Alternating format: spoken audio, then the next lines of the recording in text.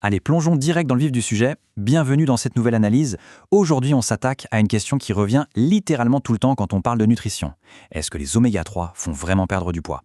C'est vrai qu'il y a énormément de bruit là-dessus, entre un marketing un peu trop beau pour être vrai et des études scientifiques hyper complexes. Mais bon, on est là pour remettre les pendules à l'heure en se basant uniquement sur la science clinique la plus récente. Et pour commencer, on va casser un énorme mythe tout de suite. Sans un changement global au niveau des habitudes, une simple gélule d'oméga 3 ne fera jamais bouger la balance vers le bas. C'est pas une pilule magique. Oui, ces acides gras sont incroyables pour soutenir le métabolisme, on va le voir, mais l'industrie de la minceur a parfois tendance à complètement survendre le truc. Du coup, voici le programme. On va acter la fin de ce fameux mythe miracle, on va ensuite décortiquer les 4 mécanismes d'action bien réels, on fera le point sur les meilleures sources et les bons dosages pour finalement aboutir à la stratégie globale qui fonctionne vraiment. Section numéro 1, la fin du mythe miracle, ou ce que prouvent réellement les données récentes sur notre corps. C'est fascinant d'observer comment la science a évolué sur le sujet. Si on remonte en 2016, une méta-analyse énorme montrait une différence de poids statistiquement nulle entre ceux qui prenaient des oméga 3 et les autres. Zéro perte directe. Mais on fait un bond dans le temps jusqu'en avril 2025 avec la fameuse étude de l'équipe de Mansour Al-Blagi à l'université de Glasgow. Sur presque 640 personnes, ils ont découvert que les oméga 3 marins donnent bien un coup de pouce.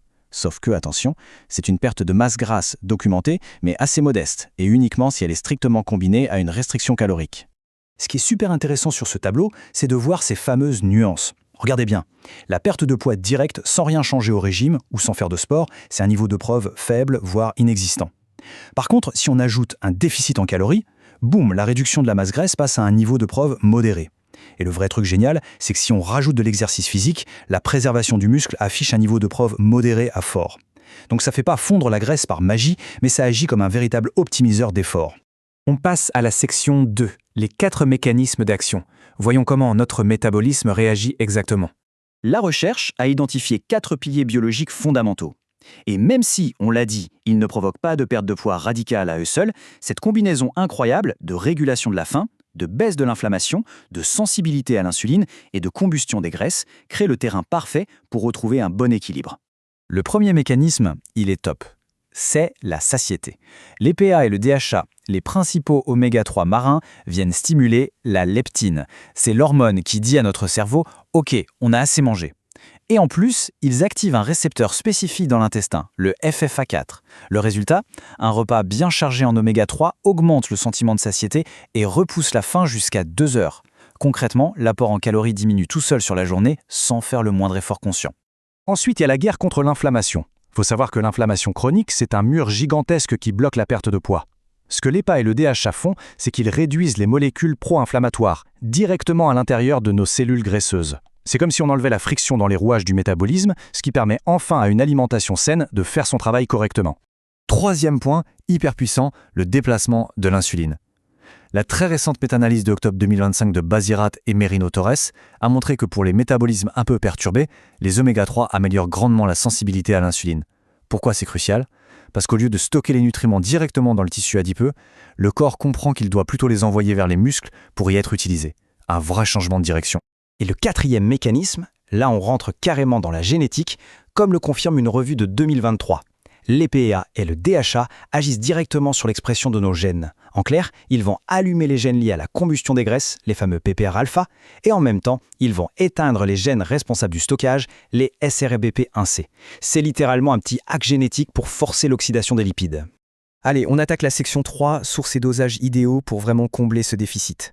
Le point vraiment crucial ici, c'est le dosage. Parce que pour voir tous ces changements sur notre composition corporelle, les études cliniques ne se contentent pas de microdoses, pas du tout.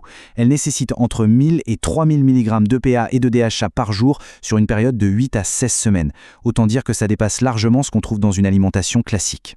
D'ailleurs, les chiffres parlent d'eux-mêmes. La grande mise à jour mondiale de 2024 montre que l'index oméga 3 en France stagne à environ 7%.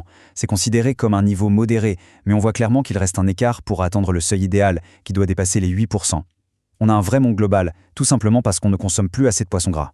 Du coup, on compare un peu les sources. D'un côté, il y a la team sources marines, comme les sardines ou le maquereau, qui fournissent de l'EPA et du DHA prêts à l'emploi.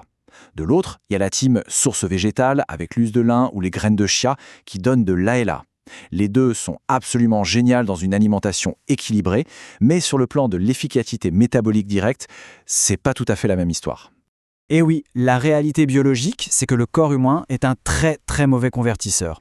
Il ne va transformer que 5 à 10% de l'ALA végétale en EPA et DHA utilisables pour tout ce soutien métabolique dont on vient de parler.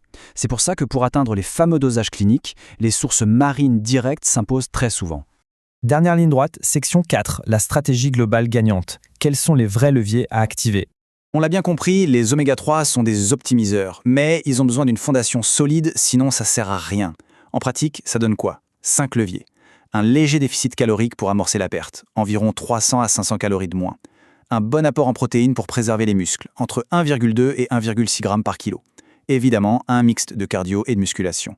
Et les 2 piliers trop souvent oubliés, 7 à 9 heures de sommeil et une gestion béton du stress. C'est sur ce socle solide que les oméga 3 viennent faire leur magie. Ce qui nous amène à la vraie réflexion de fin. Est-ce que les fondations de notre mode de vie global sont aujourd'hui assez solides pour laisser les oméga 3 accomplir leur fantastique travail de soutien ? C'est vraiment la question à se poser pour débloquer ces résultats. J'espère que cette analyse a apporté toute la clarté nécessaire sur le sujet.